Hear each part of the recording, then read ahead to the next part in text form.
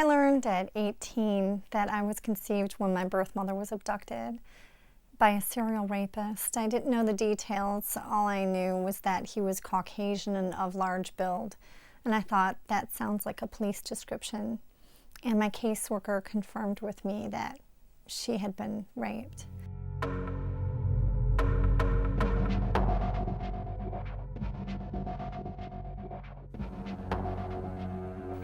And the police referred her to a rape counselor. And the rape counselor suggested an abortion. My birth mother's sister helped to schedule abortions.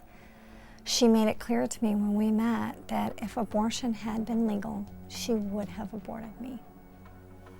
Even if she had to do it all over again, she said when I asked her. And that was, of course, devastating to hear. Now, my birth mother actually changed her mind about that 6 years later. She told me that after my niece had a baby, her first great-grandchild, out of a unplanned teenage pregnancy, my birth mother told me that she had changed her mind about abortion. When people make the rape exception, or when they say that they're pro-choice, especially in cases of rape, that's like saying to me that I think your mother should have been able to abort you, which is like saying if I had my way, you'd be dead right now. And some people would say, you know, it's nothing against you personally. Well, it affects me personally.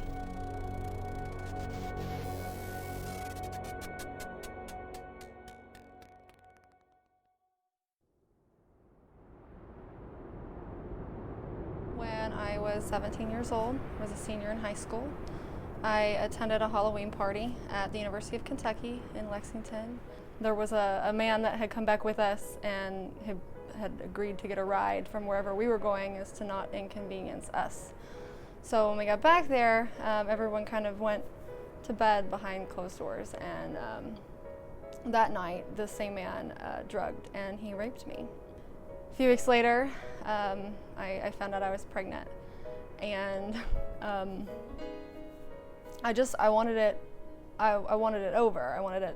It wasn't my fault, and I didn't deserve to, you know, have all this struggle and turmoil in my life because of someone else's choice. Society tells the world that you can't bring a rape baby into it, you know, that there's something wrong with these children and that they don't deserve to be alive, they don't deserve life. You know, society would have robbed me. Had I listened, you know, had I gone with the flow in a vulnerable situation, had I done what society told me to do, I would have been robbed of so much joy and so much healing. But you know, that would have been nothing compared to what my son would have been robbed of, and that's his life, you know, his chance to love and laugh and be whoever he wants to be. When I was 12 years old, I was walking down the street and I was adopted. I was brutally raped by 2 men and I became pregnant. And I used to feel like my life had no value and that it was my fault. And it doesn't matter how many times I used to shower, I was feeling so dirty and I wanted to kill myself. I was taken to the hospital and the doctor told me that I was pregnant from the rape and that I should have an abortion, that it was my right, that I did not have to live with the consequences of the rape, and that the baby will always remind me what I went through. And I asked the doctor, if I had the abortion, would I forget the rape? Would I forget all the pain and suffering? And he said no. So then I thought, why should I kill my baby? Why should I give my baby the death penalty when it wasn't my baby's fault? And just knowing that it was inside of me, I knew that it was only my baby. So I kept my baby, and when I had my baby girl, she gave me hope and she helped me to go on in my life. When she was a little girl, she used to tell me, Mommy, thank you for giving me life. Thank you for keeping me.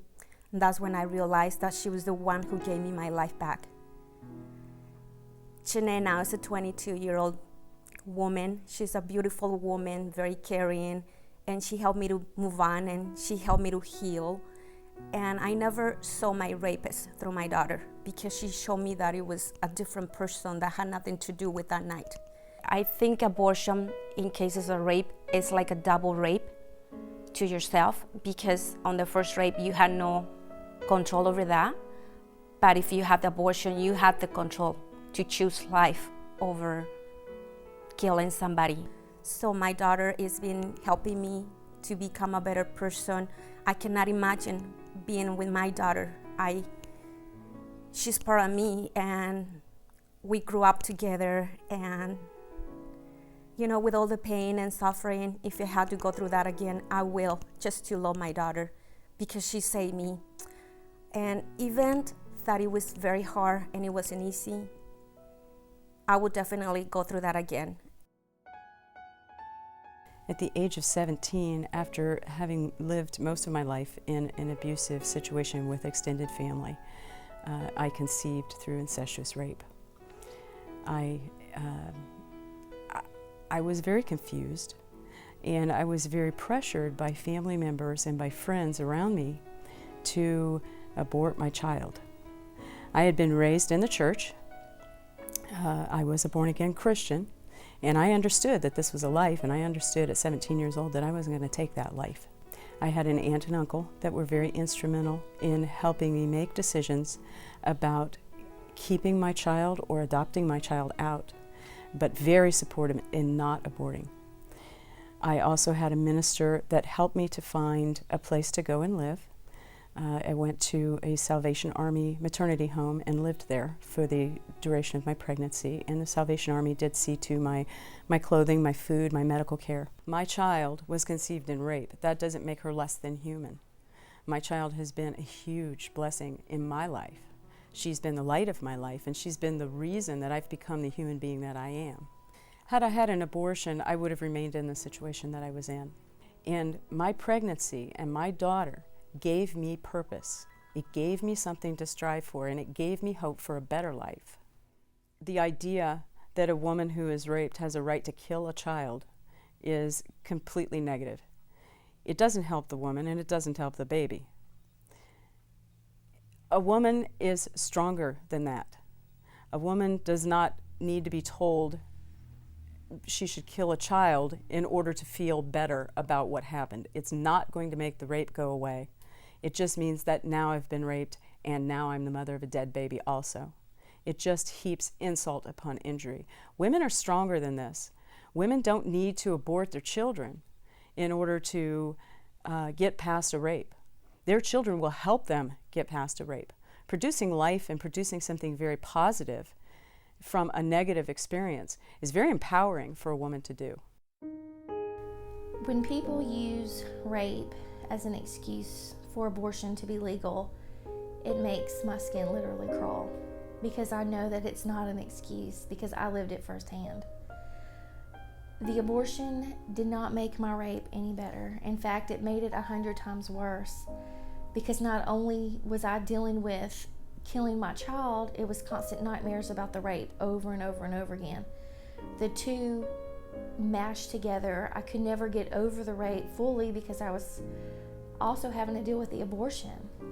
And so I understand that people want to be gentle with rape victims. I know it's hard for people to really understand how you deal with a woman who has just been horribly violated in one of the worst ways, and that you think, well, if she has to carry a rapist baby, that's just going to make her have to relive the rape over and over again.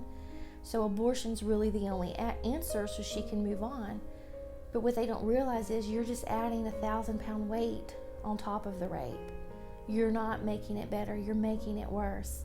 Since then, I've been able to meet other women who conceived in rape, who either chose to raise their child or chose to give their child up for adoption. And their stories are so much different than mine, because in choosing life for the baby that they conceived in rape, it was a big part of their healing from the rape. They were able to get the support they needed to deal with the rape, and then they were able to see something good, an innocent child.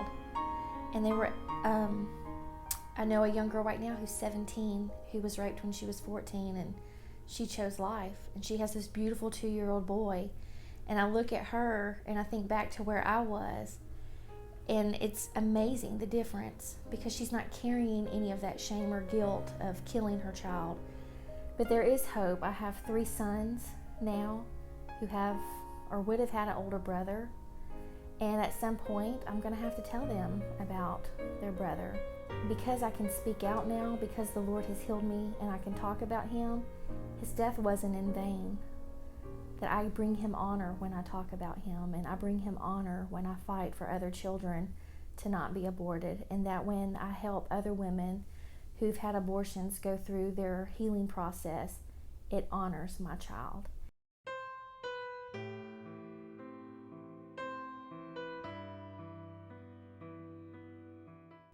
When you make the rape exception, that's like saying to me that I deserved the death penalty for the crimes of my father. According to the United States Supreme Court, he didn't even deserve the death penalty. There's no death penalty for rapists. Even for child molesters, they said that that's cruel and unusual punishment. And that's the thing, is they talk about how much they care about women. But they could care less about me, and I challenge them, now tell me, what good is my right to anything as a woman if I don't have my right to life? And they can never answer that question, because all other rights are irrelevant if you don't have your right to life. I went to the hospital to get tested to make sure that I was clean, but I didn't tell anyone that I was raped. I didn't go to the police or anything. And I just wanted to go on living my life. And about 4 months later, I found out that I was pregnant. Later that day, the more I sat and I thought about it, I realized that it's not the child's fault. It wasn't my fault, and I didn't want to kill my baby. So I chose to keep my baby, and he's now 3 years old.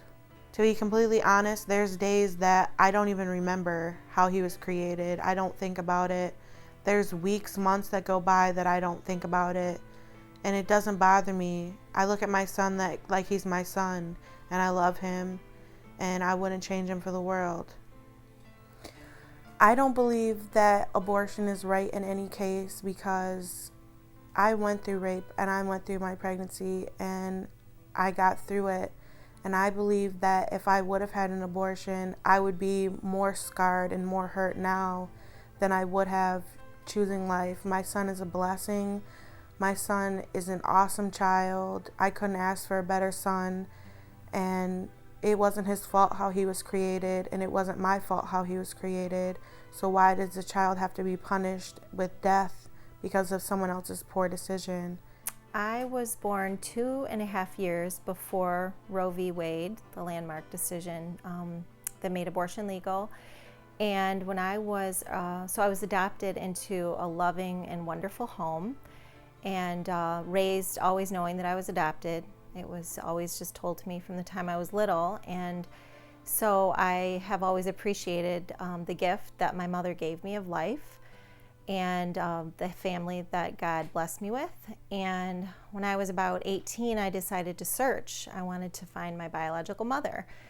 Well, the farthest I got was my maternal grandmother, and she was very angry at being found. I knew that the circumstances surrounding my birth were secretive. My mother had moved up here from the South to have me. So just from the non-identifying information that I was given, I knew that it wasn't a happy thing for my grandmother to find out that I had contacted or found her. And so she told the social worker that I was the result of a date rape, and that she wished that I would have been aborted. So it was very hard to hear that. I was very almost disappointed that the social worker shared that with me, but I was very persistent, and I really wanted to know the facts surrounding my birth and my birth mother. So, I just came to terms with it, knowing that I'm a gift, and that my existence is a blessing, and that my mother did choose to give me life.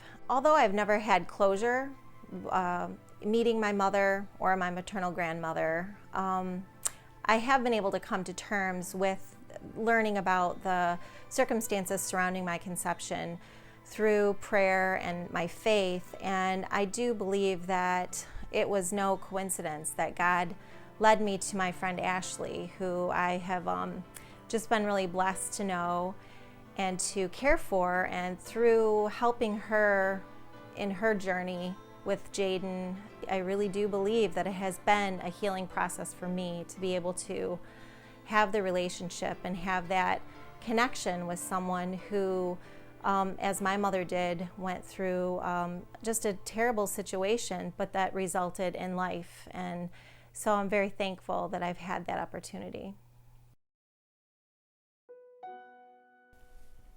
Well, I grew up with a single mom. I always was asking my mom where my father was and who he was. And every time I asked, she would get so angry with me and tell me that it was none of my business, or scream and yell at me, and I would run away and cry. Well, in 2007, God drastically got a hold of me. And after struggling with drugs, alcohol, abortion, divorce, the whole 9 yards, this lady ended up praying with me. And that day, my life changed. In 2009, I ended up moving back to the hometown that I had grown up in, that I never wanted to be a part of anymore. And it was about 5 months later that I felt the Lord leading me to go to the Social Security office. And at that point, they verified my father's information. And within about 48 hours, I met him. And he looked at me and he said, "I'm sorry, I can't help you." And I ended up calling my mom and telling her what had happened the last 2 days. And as she cried on the other end of the line, she said, "That man raped me. That man raped me." And it was at that point that I realized the love of a mother, but then also realizing that my life had been saved and I had taken 3 lives of my own. And the humility of knowing that every life is precious, that God had made my life. He knew every hair on my head. And now knowing that He has a plan and a purpose to tell the truth, to tell the general public, to tell women, to encourage them, you do not want to choose abortion. It is harmful, not only mentally, physically, emotionally. It affects you for the rest of your life. And you can't take it back. You can't. And now I just continue to be so thankful for my life and the love that my mom has for me, that she did keep me, no matter how I was conceived. My birth mother was taken by her father 3 times for an illegal abortion. The first 2 times, she basically chickened out. And the 3rd time, she was going to go through with it, and something inside her just screamed no, and she was prepped on the table. She ended up kicking the abortionist and escaped from this back alley abortion clinic, because this was before Roe versus Wade, so this was all illegal. But I think her soul was just screaming, "I'm not doing this, this is a baby," and she knew it was a baby, and she wasn't going to make that decision. You know, my birth mother was obviously a young girl in crisis, was completely incapable of taking care of a child. Jim's mother, who was raped and carried him, and she was older, she was 36. So she concealed the pregnancy as long as she could and hid it, and was able to get to Catholic Charities and have him. So we're 2 kids who may have been conceived and born out of crisis, but we're certainly not any less loved, any less wanted. We both had amazing adoptive parents who so desperately wanted children, who couldn't have children of their own. Our parents actually have very similar stories, could not have their own kids. And we were the biggest blessings and the biggest answer to their prayers is to have a family when nature wouldn't provide one. And so for those of us who our society may call the unwanteds, I think every adoptive parent out there would negate that argument and argue against it and say, no, these children are loved and wanted and are every bit as valued, you know, regardless of conception, regardless of your humble beginnings. You know, you are who you are based on the character of who you are, not necessarily the moment of your creation. As a rape-conceived person, I take this very personally, and I take the exceptions included in law very personally, because back in 1958, had someone been proposing laws with rape exceptions that would have targeted me directly.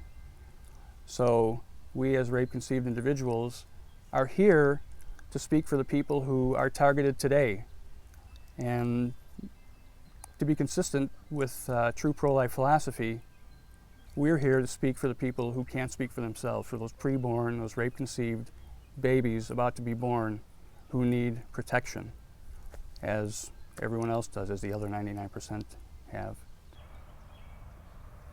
I'm so thankful to my mother, certainly thankful for her courage, but I'm thankful that I'm here to honor God with my life to the best of my ability, and through Wendy and the love that we share, to continue life with a great family, 3 wonderful sons, and what a blessing they are. And it shows that out of tragedy or out of difficult circumstances, life blossoms. My birth mother at 17 years old was violently raped and as a result became pregnant with me. But my life was protected in 1972 by a law that said that my life had value. And despite the law being there for me, my birth mother succumbed to the pressure of carrying a child conceived out of rape and found herself at a back alley abortion clinic at the advice of her mother. At that clinic that day, while standing in front of the man that was going to take my life, my birth mother changed her mind. She left, never looked back. Her mother hid her from the outside world. She gave birth to me and never even looked at me. But she gave me the greatest gift that I have ever received. On top of giving me my life, she gave me an amazing family. And for that, I'll forever be grateful. My birth mother passed away March 6th of this year from a urinary tract infection that went septic at the age of 57. For 7 days, she was on a ventilator fighting for her life. And for 7 days, I was sitting beside her, praying to God that He would give me more time. She was with me when I took my first breath, and I was holding her hand when she took her last. And does it really matter what happened in between? She valued my life. She valued my life enough to give me my life, and I valued her life enough to be there when she passed. And her story, she's the hero here. She's the one who made all the sacrifices. I'm just the one who received her gift. And I'm so blessed that I'm able to tell it. But if abortion would have been legal in 1972, at the advice of her mother, I would not be sitting here today. I've known God my whole life. I've been a Christian. And once I realized the path that He was leading me down was to share this story, I felt a total calm and a total peace in my life. He put me here to change lives, not only as being a firefighter and a medic, but to save babies that deserve to be protected. She will forever be in my heart. And one of the things with her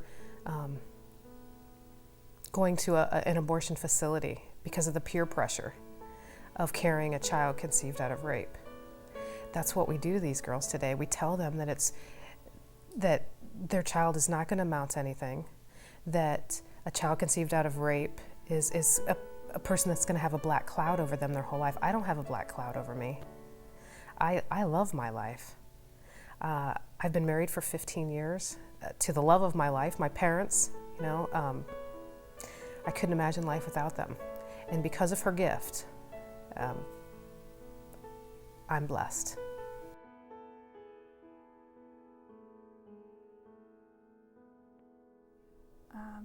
My mother was abused by her father for many years, and of the 6 pregnancies, I was the second child conceived and the only survivor. The 4 subsequent pregnancies were terminated through abortion and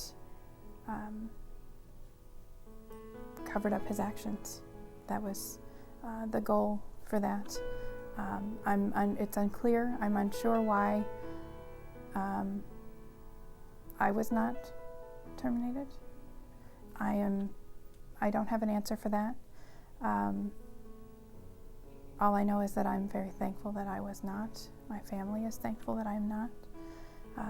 That my life was spared, and God has a purpose for me and for each child conceived, no matter the circumstance. I was placed for adoption when I was born and raised loving Christian home. They provided me with everything, including unconditional love and support. I truly feel that I'm here today and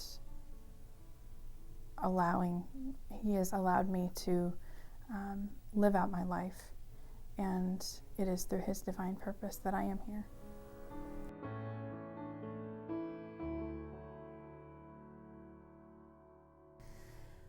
In 1964, a young 15-year-old girl became pregnant, had a lot of difficult choices to make. Maybe more so than some girls, she was raped. But this young girl chose to give her child life and then to place that child with an adoptive family, and that child was me. My biological father is a rapist. I don't even know my ethnicity, but I am still a human being, and I still have value, and my life isn't worth less than yours just because of the way I was conceived. And I don't believe that I deserve the death penalty because of the crime of my biological father. And I've not had a chance to meet my birth mom. I hope to. If I don't meet her here on earth, I'm going to meet her in heaven. I've been praying for her since I was 4.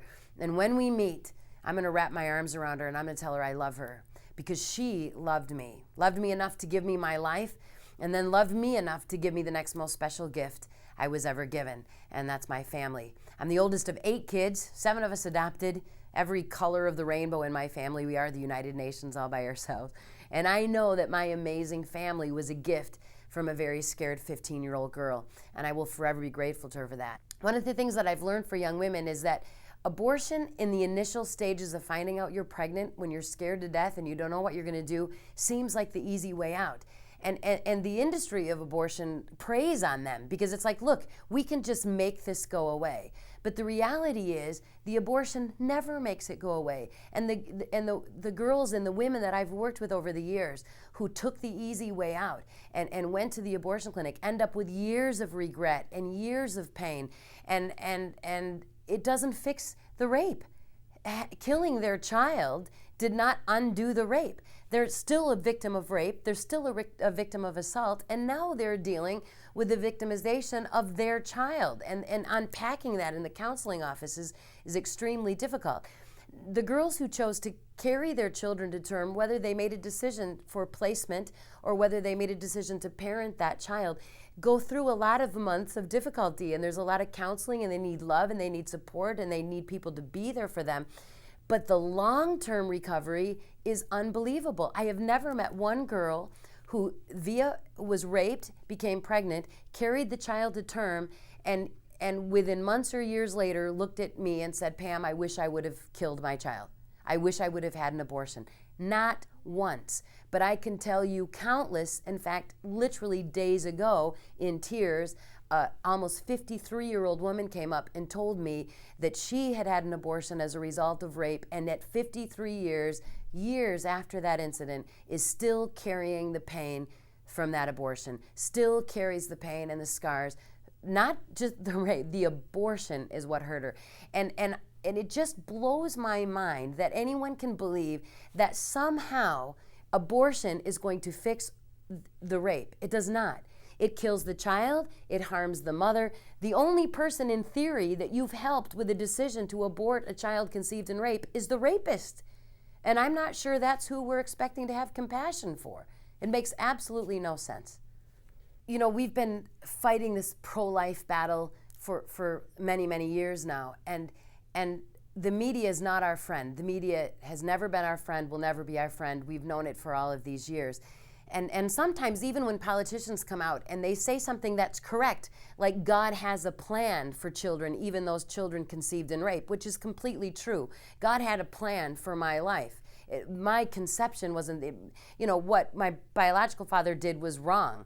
But God still had a plan for my life, and that's true. Well, the media is obviously going to take that and say, well, you said God planned rape, which he didn't say, and those things all happen. The problem is, if we enter in to compromise and we start to say, well, I really think abortion is killing a child, but this, but that, what you've done is you've compromised the most important truth, the only thing we have to stand on. If it is a human life, then it is wrong to kill it regardless of the circumstances. And when you start playing the circumstance game, you're playing into their argument. Because now they're saying, well, what if the woman was abused? What if she fears for her life? What if her boyfriend might kill her? What if she can't support the child? What if the child's going to be abused? All of those arguments we've heard since the very beginning. The reality is this is a human being created by God, regardless of the circumstances in which that happened, and every single child deserves the right to life. And there are no exceptions. The minute you make the exception, you've negated the entire argument. Compromise hasn't worked. At the end of the day, the compromise hasn't worked. And as a community, we have to speak up and say, the reason that I believe abortion is wrong is because this is a living human being whose life you are taking, who is an innocent child in the process. And the minute you stray away from that, then you leave yourself open for every single exception that people can come up with, and they can come up with a lot of them. And I've heard all kinds of things like that were demon spawn, the rapist baby, monster's child, horrible reminder of the rape. And that's not true. That's not what rape victims actually express. Instead, what they express is that child is a blessing, that child helped them to overcome the rape, that they felt like they were no longer in it alone, where they had vowed never to tell a soul about their rape. Because of that child, they now had to tell people and had to get the counseling and have the healing that they never would have otherwise received if it had not been for that child. And some have expressed that they felt like they had a little angel to keep them company during their time of healing. And my birth mother says that I'm a blessing to her. I honor her and I bring her healing. And that's the other fallacy that people have. They think that baby has got to be absolutely the worst thing that's ever happened to a rape victim, and that's not true. An abortion is. But people just assume that she would be better off with an abortion, and that could not be further from the truth.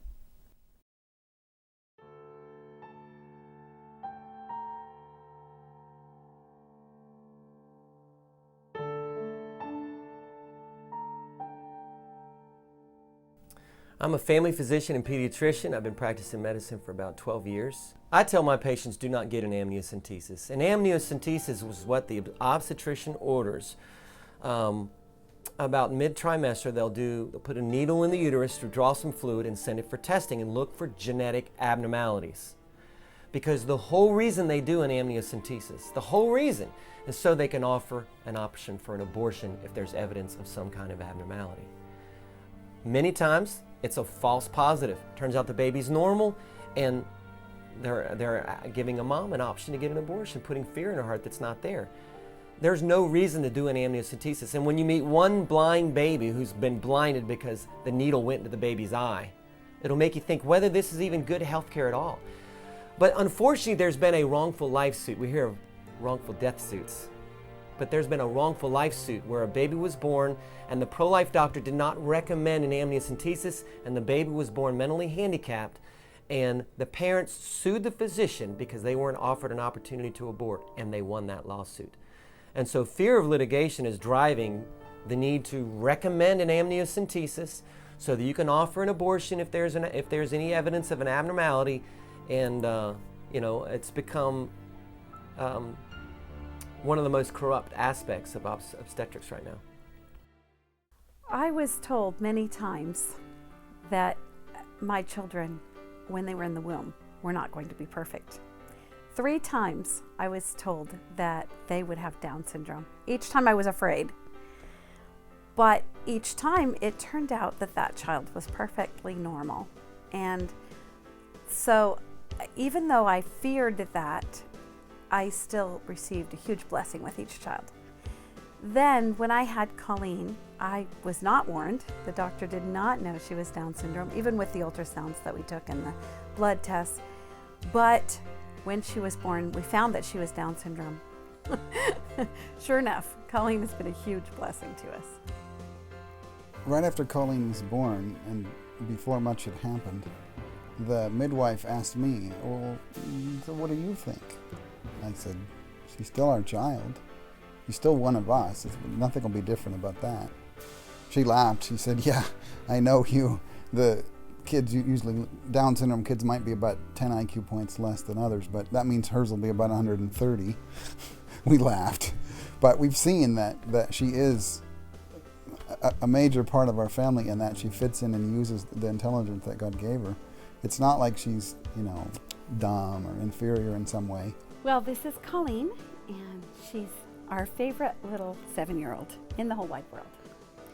She's lots of fun, and she loves to sing, she loves to sign, she loves to watch signing time. It's amazing how talented she can be. The doctor, we sat down and he said, your kid is gonna die, is there anything you wanna ask? And of course we had questions, so we tried to ask some questions. He told me that even if I wanted to, I was too far along to terminate, though that would be his recommendation. From the beginning, we pretty much got expect him to die. He did live 8 months. It's been hard losing him, but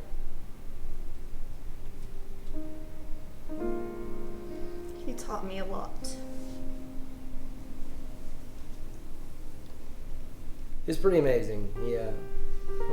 Facebook, he's got thousands of fans who every day tell us how he changed their life. So, I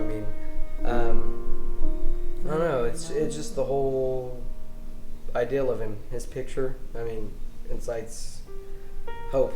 So, especially for me, and I know other people too, but, it's a hope that keeps us going. It's worth it. You will learn an unconditional love. Having children, you already love them, but having a special needs children, you develop this incredible bond because you're constantly there, you're constantly taking care of them.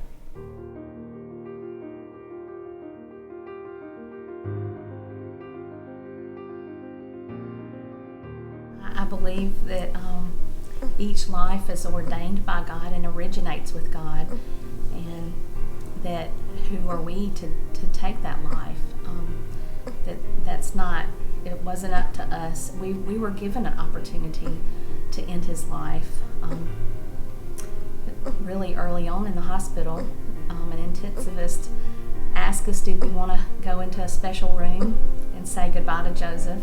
And I got to share with her, she's an atheist, and I got to share with her that Joseph's life began with God, and he was created by God and ordained by God and given to us, and that we didn't plan on ending his life there in the hospital. And if God chose to take Joseph, that it was his business and that he would do it in his own way. If I had to do it all over again, if I knew ahead of time of Joseph's condition and that the doctors, had pronounced the diagnosis, and we knew, what we know now, I would do it all over again, no doubt about it. It's been one of the richest experiences of my life, and like I said, God's taught us a tremendous amount that we never could have learned apart from Joseph.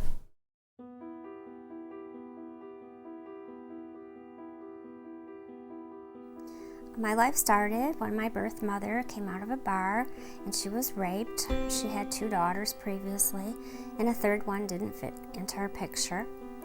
For 9 months she drank antifreeze and drain cleaner to try to kill me, and without killing us both, I still survived. And when I was born with cancer in my right eye, and 2 years later I had to have it removed.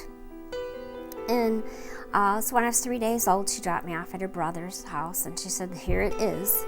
And that was the end of it, and that's where my life started, because they adopted me, her brother and sister-in-law. And I proceeded to have over 150 surgeries on my face with the radiation and everything to stop the cancer, and plastic surgery. And it's been an up and down battle. Nothing that I couldn't handle with the grace of God, because he brought me through it all. Every surgery I would tell him, my life is in your hands, Lord. Take me where you want me to be. Put me where you want me to be.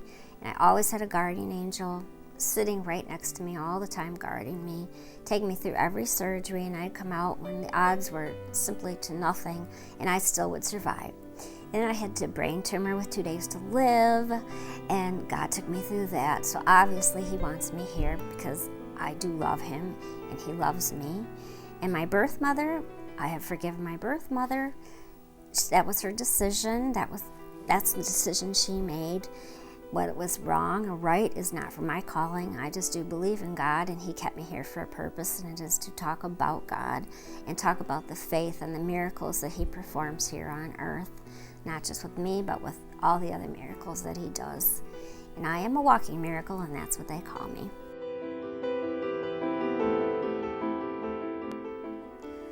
I have a son who is married, and he has a set of twins. And I'm so blessed to have a husband to begin with that would take somebody who was disabled. And then when we're married, then I have my son, and he has twin boys, and he has a daughter. And the abortion just didn't affect me. If I wasn't here, I wouldn't have a husband or a son or all these grandchildren that I have. Abortion affects everything.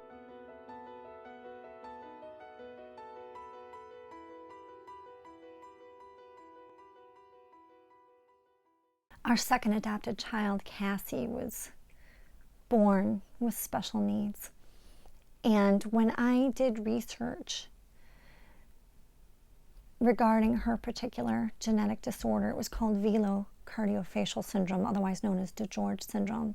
All it kept finding online was how to detect it in utero so that you could have the opportunity to abort. And most of those babies were aborted.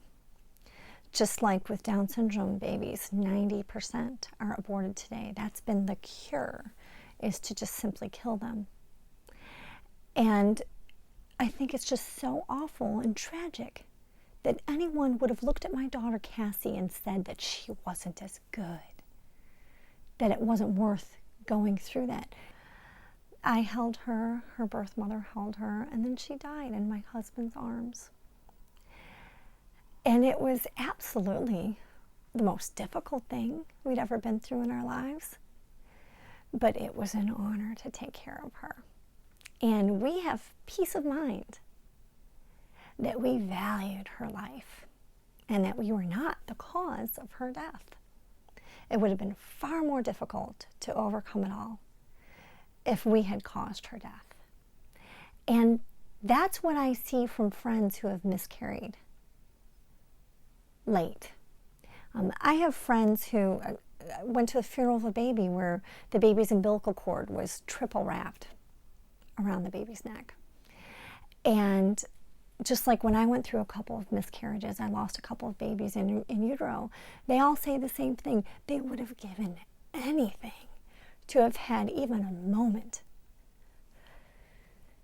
to hold that baby alive. And it is the biggest ripoff to suggest that that's not worth it, that it's not worth going through that.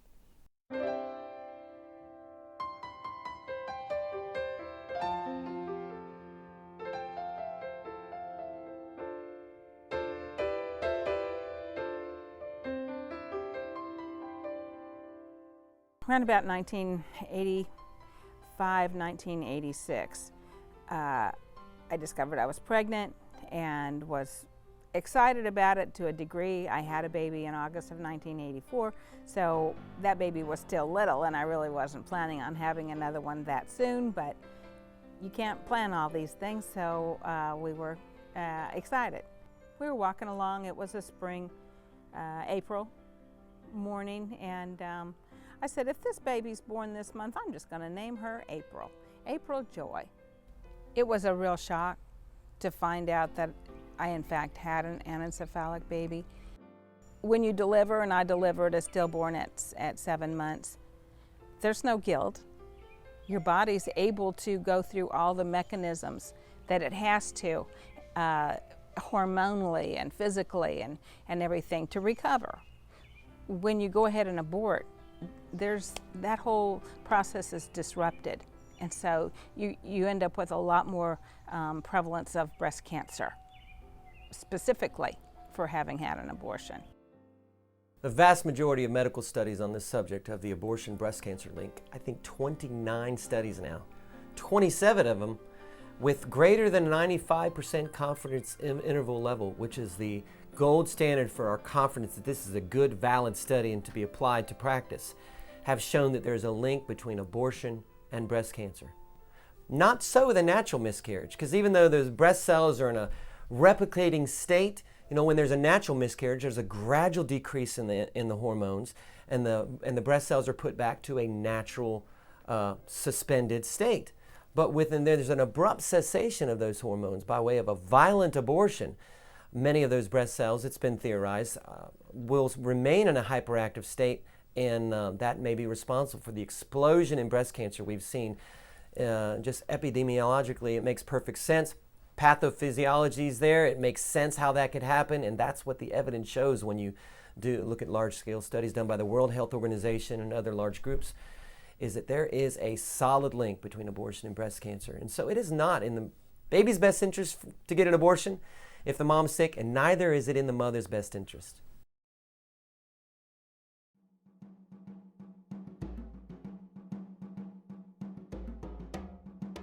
Congressman Ron Paul is an OBGYN who has delivered thousands of babies, and he said he's never seen a case in which abortion was necessary to save the life of the mother. Now, I've seen many physicians recommend abortion to save the life of the mother, but in essence, they're trying to protect themselves. When that woman goes to the oncologist, and the oncologist says, we can cure your chemotherapy, but you got to get the abortion first, because I will not give you chemotherapy if you're pregnant. And so this woman has to get an abortion in order to get treated for her chemotherapy. Why can't they simply just treat the woman? Because if the baby's born deformed, if the baby's born prematurely, if this wanted child is born stillborn, that can affect him by way of litigation. So when a physician recommends an abortion to save the life of the mother, it's very often to protect themselves, not to save the life of the mother, but to protect themselves from lawsuits. There was a study done recently in Europe looking at mothers who refused to get an abortion, who had cancer, and were taking chemotherapy. And the study concluded that maternal chemotherapy was relatively safe for unborn children. So for 40 years, they've been killing all these babies, thousands of babies, because the baby's going to die anyway. And it turns out that maternal chemotherapy is relatively safe for unborn children. I had a pro-life woman in my office, was completely against all abortion, but she had a tubal ectopic pregnancy. She was told by the OB that the baby cannot survive, 0% survival rate. And so he urged her to get a methotrexate abortion. Now, you don't have to do a methotrexate abortion. As a matter of fact, the standard of care is watchful waiting, because the vast majority of these babies will die and the pregnancies will subside on their own, and the mother doesn't need surgery. She doesn't need an abortion. But he was protecting himself, and he ordered a methotrexate abortion. And 3 weeks later, this woman was bleeding profusely. So he did an ultrasound. To his horror, he discovered there was a pregnancy in the uterus. So either she had twin pregnancies, one in the fallopian tube in the uterus, or, as has been well documented, the tubal ectopic pregnancy dislodged and reattached in the uterus. And it turns out methotrexate abortions are not good health care after all, because it killed the baby, both babies possibly, or at least the one that would have been a healthy pregnancy in the uterus. And so this woman was horrified to discover that she was unable to conceive later on, this pro-life woman. The vast majority of tubal ectopic pregnancies will resolve on their own. The babies will die, and the pregnancy will resolve, and the mom doesn't need urgent therapy. She doesn't need methotrexate. She doesn't need an abortion. She doesn't need to have that removed. So I think it's unethical for the physician to recommend methotrexate. They can't be 100% sure that there's not a twin in the uterus, and they can't be 100% sure that that baby wouldn't die of natural causes. Just because somebody's going to die of natural causes, it doesn't justify killing them. It's always wrong to intentionally kill an innocent person. Back in September of last year, I called my mom up and I asked her, and I said, "Okay, Mom, what actually happened to me?" And that's when she really started telling me that I was an ectopic pregnancy baby.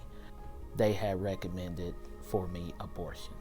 They wanted to abort me, but her words were, "If my baby have to die, then I will too." And when you think about that, to me, it brings to mind the scripture where Jesus said, "No greater love has a man than this, than a man that would lay down a life for his friend." But in this case, it was a mother willing to sacrifice her life for a child. Quite frankly, my mom, and I'm sure there's many other women, made a choice that is not popular. And for that, I will be forever grateful to her. Why is it that because I was not conceived under circumstances that you find desirable, why is it that my life is expendable to you?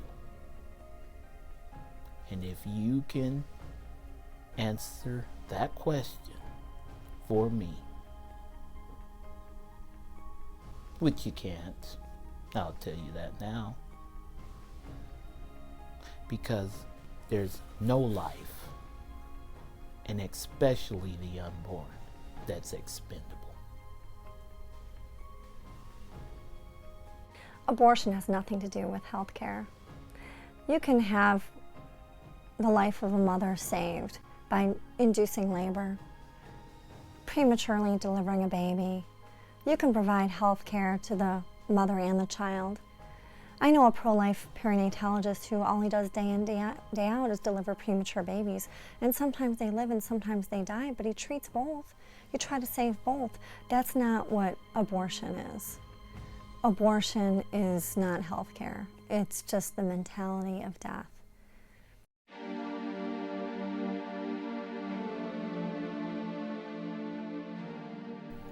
My daughter's birth mother was raped at 13. She is basically all of the hard cases that you've ever heard put forward by those who are abortion supporters.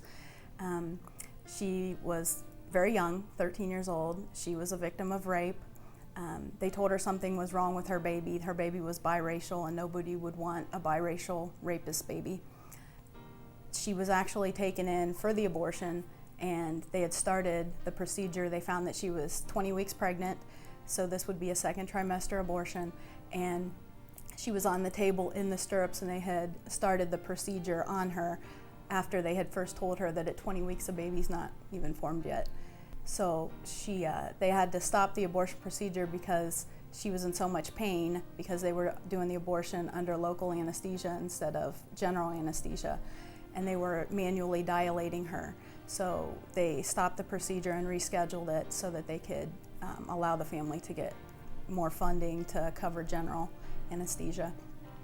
So Jalen is an abortion survivor. They had actually started the procedure on her mother, and she, as a result of that, has some challenges. She has some special needs that she's dealing with, and she will have these challenges for the rest of her life. Her birth mom was told that she did need to go forward with the abortion because if she didn't consent to the abortion, she would die. They told her she was far too young to carry a pregnancy to term and deliver a baby. She stood up for her child and gave birth to her child, and made the choice to give her away for adoption versus the alternative of not giving that child, our daughter Jalen, life. So we really think her, a hero in the situation. It was a remarkable thing for someone as young as her to stand up to her adult authority figure and stand up for her child's life and give her life when others didn't think that life would be valuable. So her biological grandmother, who was the one that had pressed for the abortion, is now pro-life and is completely against abortion. And we keep in contact with that family, and they love being able to watch Jalen grow up and experience her life through pictures and videos and things like that. Her birth mother was able to go on, finish high school, has gone on to higher education, so that's been a blessing that she doesn't have to carry around the the pain and regret of an abortion decision, and that she can enjoy watching her daughter grow up. Our other children, I mean, they are learning lessons that we could have told them, we could have talked to them about, we could have read them stories, but they are learning that life, all life, is really valuable, that it doesn't make any difference if the child is rape conceived or special needs or of a different race or whatever their abilities, anything. None of that makes any difference. They are worthy of respect and dignity. Their life is valuable because they are made in the image of God, and I could have told them that all day. They are living that now. They have learned empathy in a way that they never would have had they not had this opportunity, and they're learning to just have a tenderness towards their sister and her friends that are also special needs. Jalen is a worshiper. The girl loves to go to church. She loves to sing as loud as possible. You can hear her over the entire crowd belting it out, and she'll go up front, she'll throw her hands up in the air and sing, and she likes to get down and pray. She'll get on her knees and pray, and she'll be in tears. I've never seen a child do that before, and it's so unique.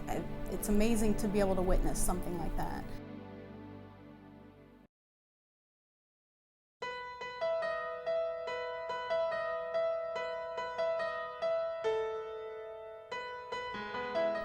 If you would like more information on any of these issues, there are several resources for you.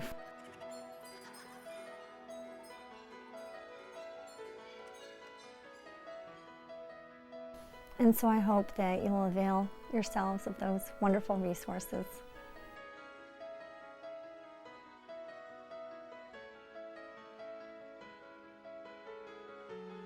If you're a woman who's had an abortion, for whatever reason your choice was, whether you were raped, you were being forced, because you felt like you had no other option, there is healing and forgiveness in Christ.